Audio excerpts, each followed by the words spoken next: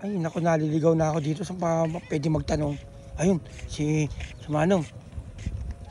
Manong, magandang hapon po. Ay, pwede hugang magtanong. Pwede naman, bakit ba? Tama po. Parang naliligaw kay Manong kasi halos lahat ng nadaan. Kilala ko dito eh. Kanina pa ako dito paikot-ikot, Manong. Oo. Ngayon po, wala akong sa kompas ko.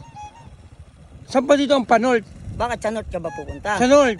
Ito kasi, sa totoo lang, ito ang east. Oo. Dito, west. Ito kasi ang pa-north.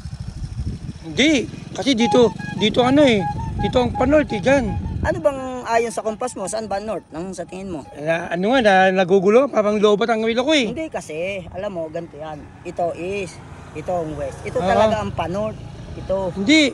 Parang dito ang pa-north dito eh. Teka, parang nagkakalokohan yata tayo nun eh. Nakita mo lang ang panot ako, kaagad din north ang Hindi ba? tinatanong mo Ito eh. talaga sa kompas ito mo. Ay. Dito talaga ang pa-north. Ayan, sundin mo yung iyong kompas kasi tama yan. Ay, nako. Sige, maraming salamat sa'yo.